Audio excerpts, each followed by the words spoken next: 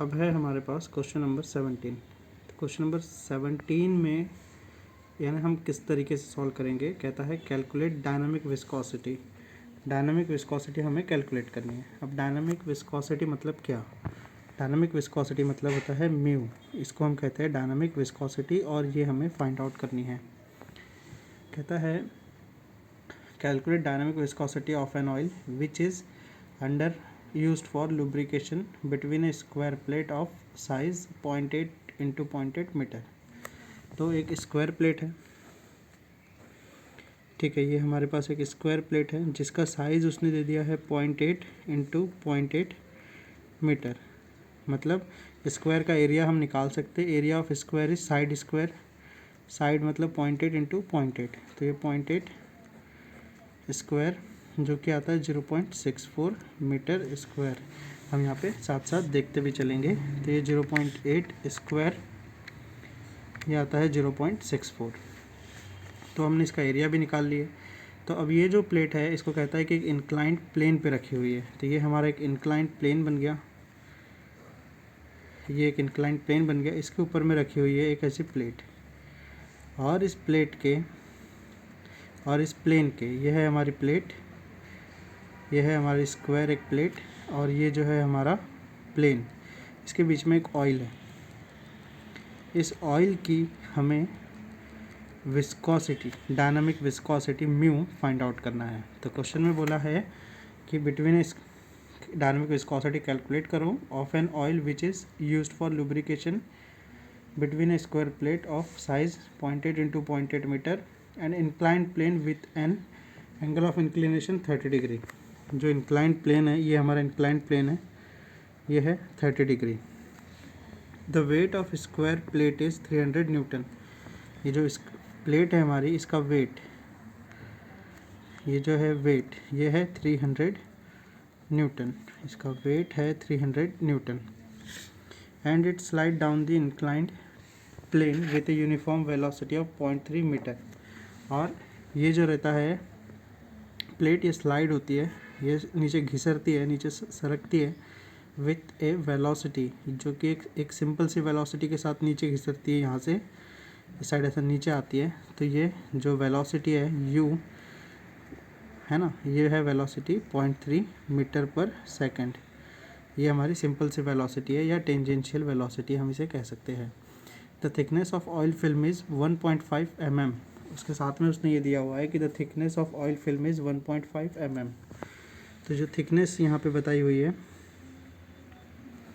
वो है 1.5 mm। सो अब यहाँ पे हमें कैलकुलेट करना है म्यू, ठीक है, और यहाँ पे हमें एंगल दिया हुआ है 30 डिग्री, और ये सब कुछ हमें समझ जाना है। सबसे पहली चीज़, जब हम ये जो है म्यू यानी कि डायनामिक विस्कोसिटी कैलकुलेट करेंगे, तो डायनामिक विस्कोसिटी कैलकुलेट करने के लिए फॉर्मूला क्या रहता है हमारे पास में, stress is equals to mu into d u upon d y. ये हमारा एक सिंपल सा बेसिक सा फॉर्मूला है। अब हमें क्योंकि म्यू यानी कि डायनामिक विस्कोसिटी कैलकुलेट करनी है, तो हमें ये टाउ चाहिए पहले से। तो हम टाउ कैसे निकालेंगे?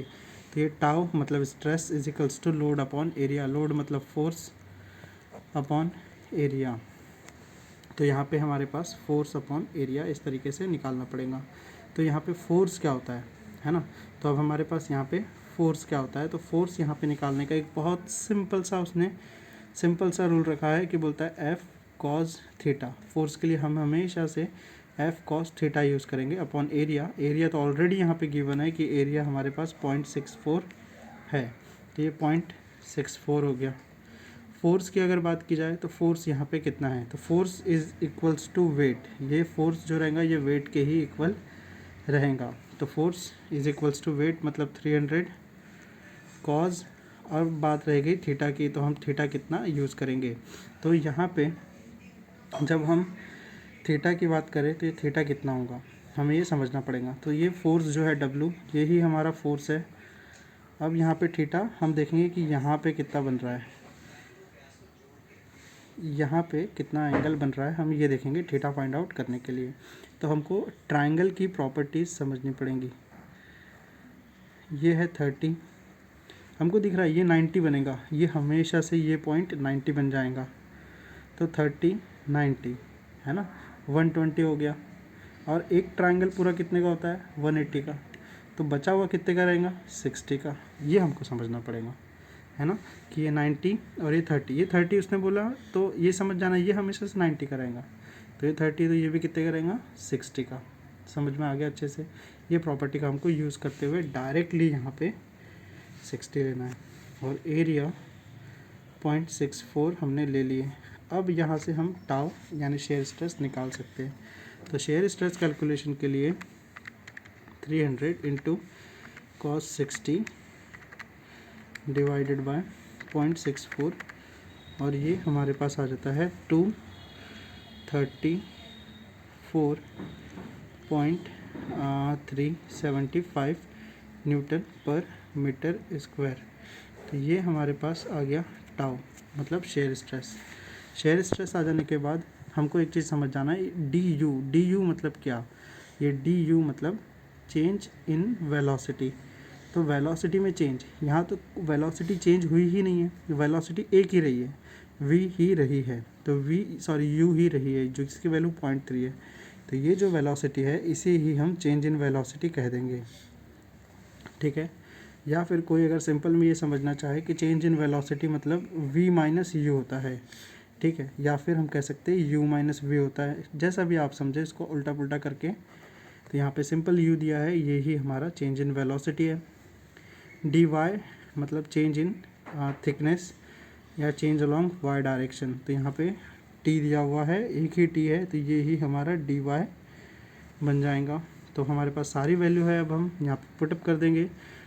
टाउ की वैल्यू 234.375, म्यू निकालना है, डी यू 0.3 है, डी वाई 1.5 है, और हम यहाँ से म्यू निकाल सकते हैं। तो जो कि पहले है 234.375 इक्वल्स टू म्यू है हमारे पास में इंटू 0.3 डिवाइड बाय 1.5, और ये शिफ्ट सॉल्व इक्वल टू, और ये हमारा आंसर आता है 1171.875। इतना आंसर हमारे पास में आता है। और ये हमारे पास जो आंसर आया है, थोड़ा सा मुझे लगता है कि जो बुक से आंसर हमारा मैच नहीं हो रहा है, तो मैं एक बार चेक कर लेता हूँ। तो ये होता है 300 cos 60, 150 ही सही है, डिवाइड बाय 0.64, तो ये 234.375 ये बिल्कुल करेक्ट है। डी यू 0.3, और ये सेंटीमीटर था या मीटर था, 0.3 ही सही है।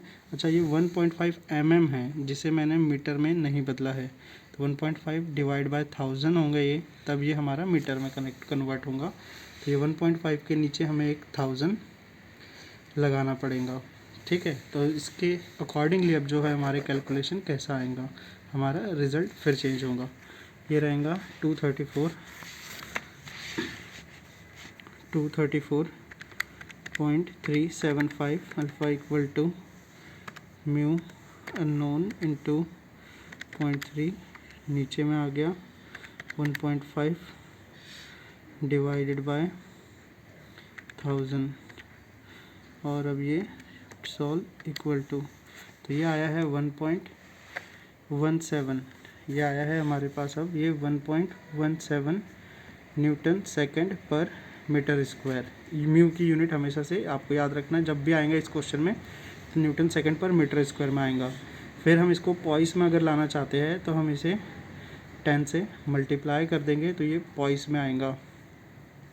तो ये म्यू इज इक्वल्स टू 10 से मल्टीप्लाई होने के बाद 11.7 पॉइस हो जाएगा। और इस तरीके से ये हमारा क्वेश्चन सॉल्व हुआ। आपको ध्यान देना पड़ेगा थीटा हम कैसे फाइंड आउट किए, ट्रायंगल की प्रॉपर्टी का यूज़ करके आपको समझना पड़ेगा।